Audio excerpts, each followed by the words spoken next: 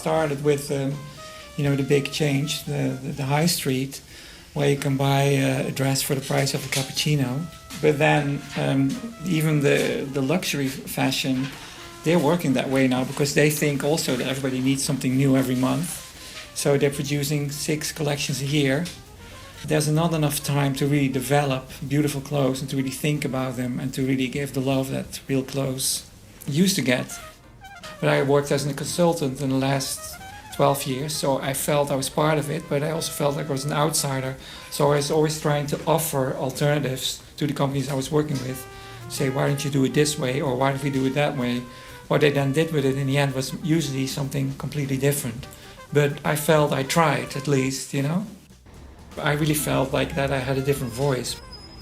So my thing is I want to go back to the times, like in the 70s and 80s, where couture was really about creating something with a soul, making a statement and making real beautiful clothes that also I think you can feel it when you wear them, that there was this attention to detail, the attention to fabric, the richness, the ideas behind it, and that's what I want to bring back. For me, the ethical part, like I say, new ethics in luxury fashion, that's my slogan. It has to do with many sides. One thing is the waste. I try to work with mostly existing materials. That's one thing, but then there's also something about the kind of women that are being portrayed in the fashion industry right now, the reality star women, that for me are not the real role models that I would like to see. I find it very plastic.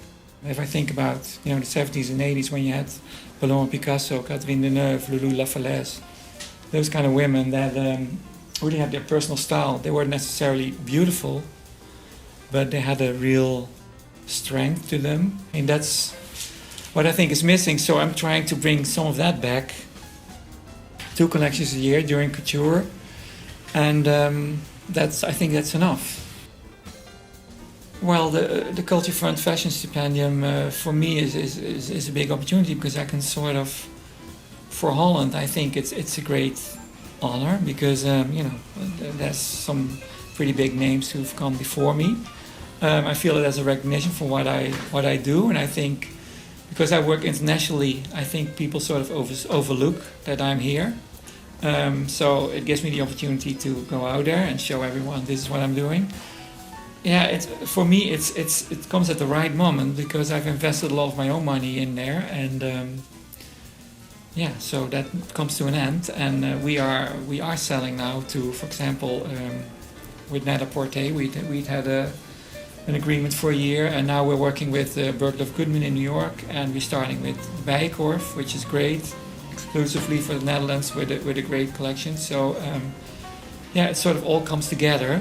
So to bring it out now with the help of this stipend is great, This extraordinarily comes out of private funding. It would be great if there was like big international companies funding a prize like this, or work with the talent that we have and bring it to the world. It would benefit both. So I hope that internationals might get some ideas about this.